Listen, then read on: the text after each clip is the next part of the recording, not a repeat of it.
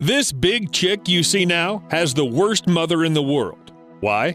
Well, first of all, it's not even sitting in its own nest and clearly has not climbed here by itself. And secondly, someone else's parents take care of it. Yes, you've probably heard about cuckoo chicks. The cuckoo is the most famous bad mother. She just leaves her children in other people's nests and lets them take care of themselves. But in fact, the animal world is full of other bad parents. Come on, some of them are just terrible. And we're going to talk about them today.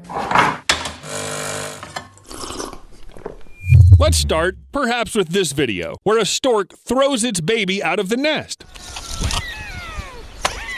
I highly doubt that the chick survived this fall. And after that, they call the cuckoo a bad mother? She's like parent of the year. Okay, of course, storks do not do this because they hate children and not because of some mental deviations. Moreover, for some animals and birds, such behavior is, well, normal. I can't believe I'm saying this myself, but the intentional killing of offspring is practiced by many species. There's even a special term, reduction of brood. White storks also do it, but it has nothing to do with their parenting qualities. It's just natural selection. When parents realize that they just don't have enough resources to feed all their babies, they get rid of one or two. Sometimes they choose the weakest ones, but sometimes everything happens by accident. Nothing personal, just survival instincts.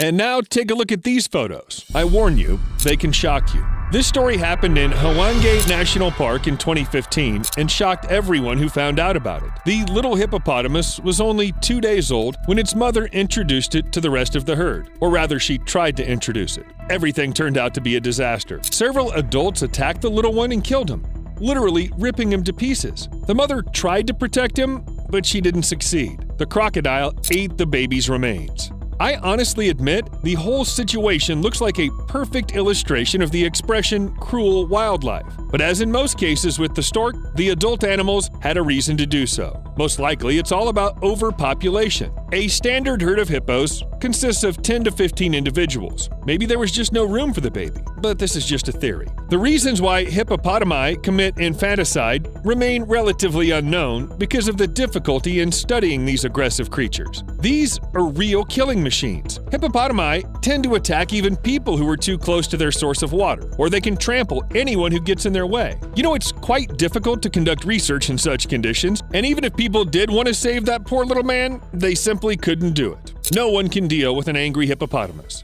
However, as I said, such behavior is common for many animals. Even noble lions aren't an exception. When a male in a pride changes, it kills the cubs of his predecessor, and they can still drink their mother's milk. The fact is that the females of most mammals can't mate and get pregnant while feeding. By killing little lions, the male approaches the moment of conception of his own babies. Again, nothing personal. But this is all just nonsense compared to the behavior of pigs. This is where the real thrash and hardcore begins. Sometimes pigs have aggression attacks and they bite their congeners. For example, because they're sick, or because it's too tight there, or, well, in fact, scientists aren't completely sure what the reason for all this is. Too many factors and not enough research. But one thing is violence against adults, and quite another is violence against little pigs. Sometimes the sow eats its babies right after birth. This behavioral disorder may be due to very painful and difficult childbirth or very poor conditions. Sometimes aggression is limited only by bites, but the mother is quite able to bite her newborn babies to death, and she won't be upset at all.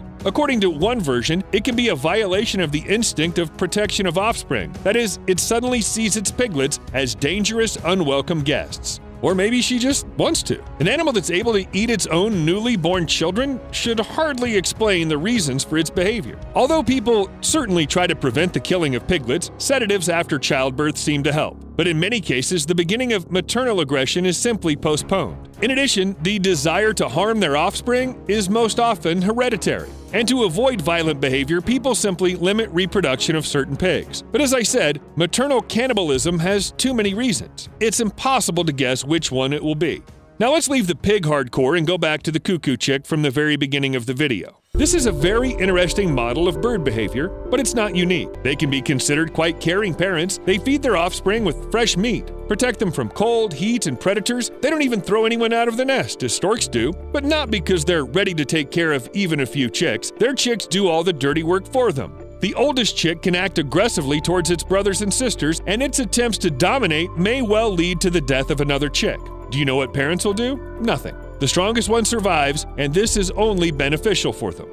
Less problems with food, you can spend the time saved on yourself. But wait, it's not only eagles. I almost forgot about one of the most famous examples of disgusting parenthood. It's of course pandas. Pandas are charming, funny, and almost extinct. Or rather, this species is classified as vulnerable. And there are several reasons. But as the main one, I would highlight the disgusting care for their offspring. That is, pandas aren't very eager to reproduce. But when it comes to it, twins are often born, and then a young mother is faced with a choice: which of the cubs to feed and who to leave to die.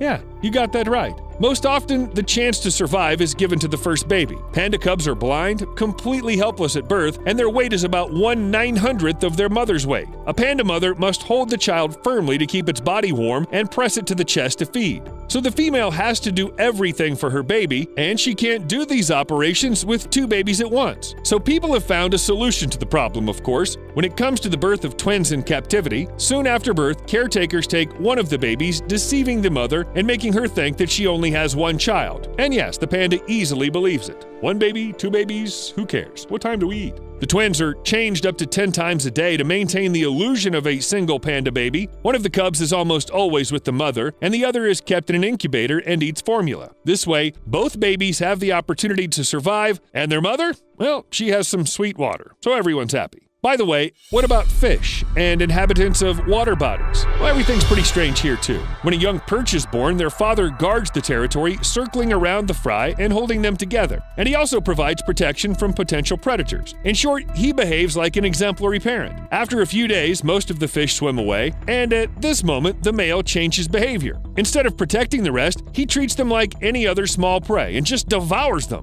You're either very fast or very dead. But okay, these are just perches. They can hardly be called intellectual. They're not like dolphins. Dolphins would never do such a thing. They would never do that, right?